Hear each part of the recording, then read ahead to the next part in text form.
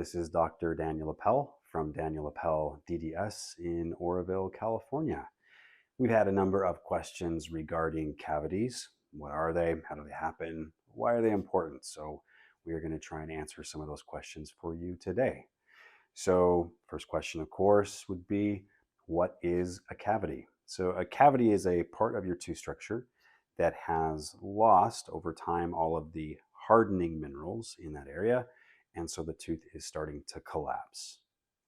So what causes a cavity? Well, we all have bacteria in our mouths, some good, some bad. When we eat carbohydrates or sugars throughout the day, the bad bacteria are feeding off of what's left of the carbohydrate in our mouth. And when they do so, they create an acid as part of their metabolism. This acid will dissolve just a minimal amount of the hardening minerals out of your tooth next to where the bacteria are. And over time, that progressive, slow but steady, progressive loss of minerals in the tooth structure will eventually cause that part of the tooth to collapse. That's what causes a cavity.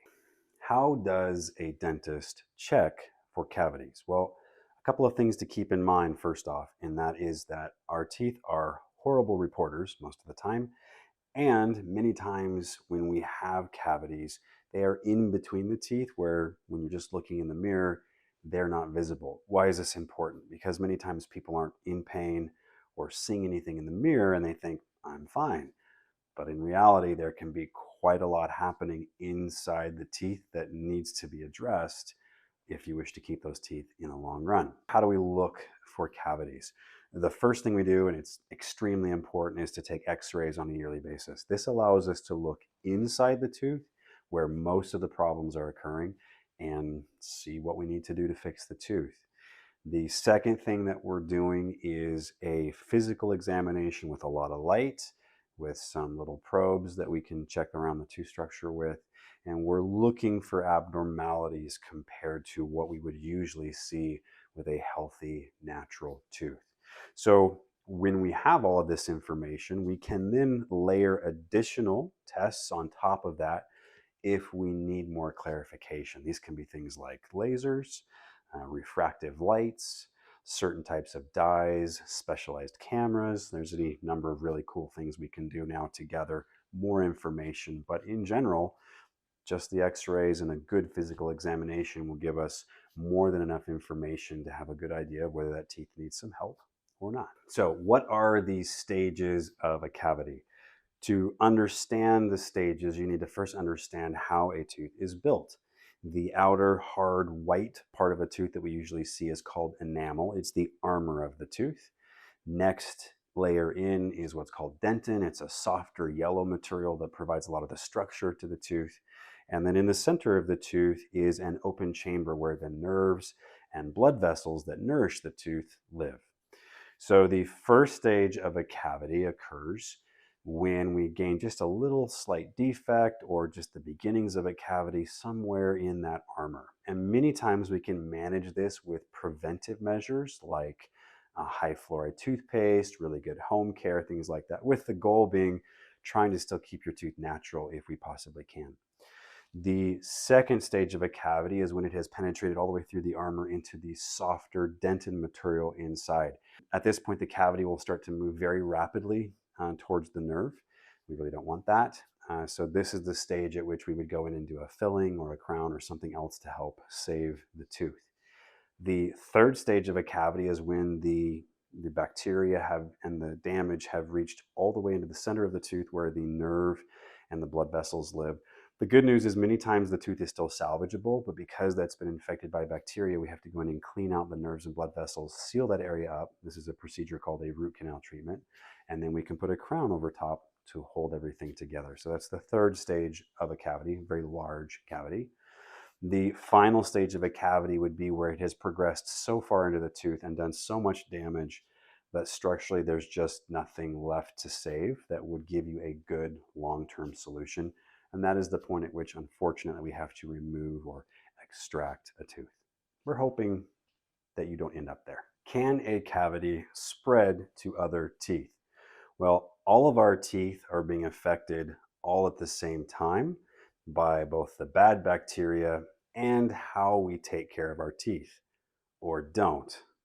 So some of the teeth will show the effects or the signs of this care or the lack thereof earlier than others, which is why we tend to have problems that are consistently needing a little bit of maintenance over time. Our dental problems don't happen all at once. Things that can affect how rapidly cavities occur would be things like how frequently are we flossing?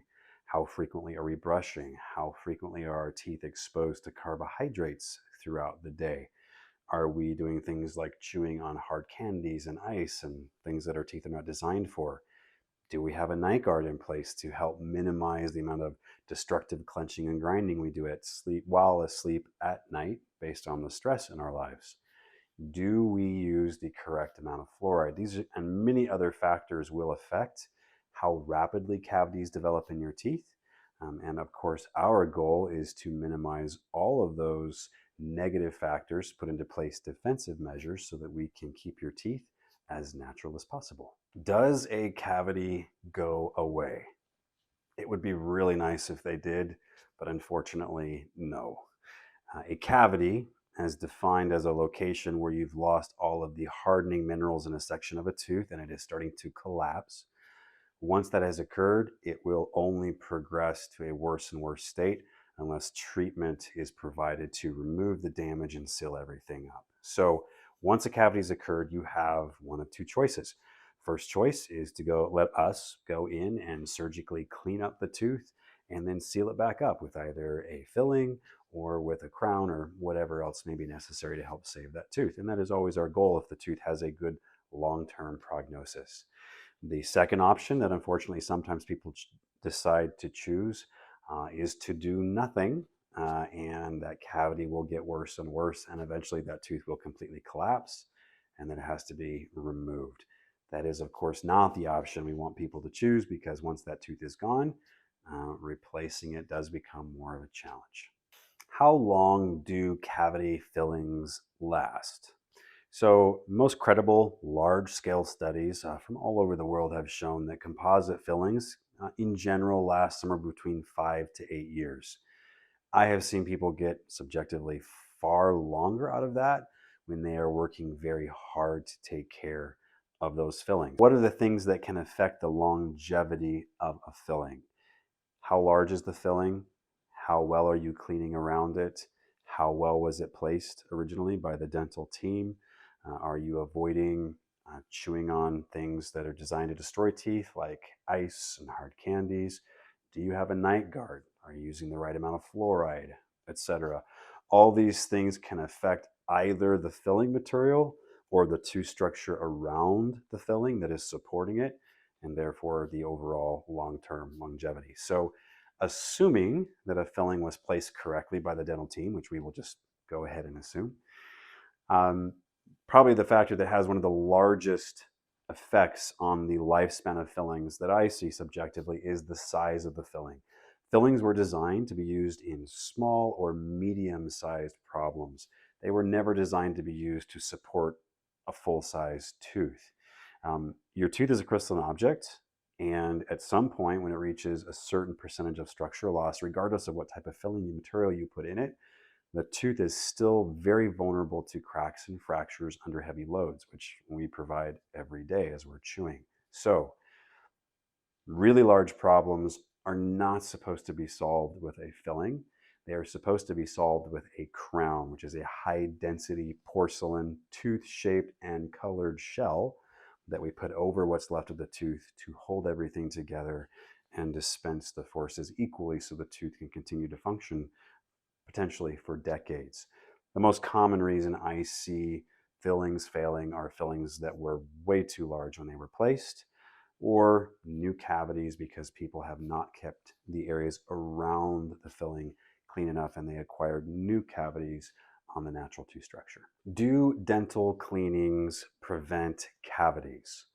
Well, dental cleanings themselves do not fix cavities, but they do help dramatically slow down the accumulation of new cavities. And they do so by removing the hardened bacterial debris and the harmful bacteria that live in that debris, whose acidic byproducts cause cavities. So when we clean teeth up, we get more healthy bacteria around the tooth, and we provide better access for your cleaning efforts and specifically for fluoride in your toothpaste to get into all those spaces and to harden the natural root surfaces and crown areas of the tooth structure and prevent future cavities. What should I do if I suspect that I have a dental cavity?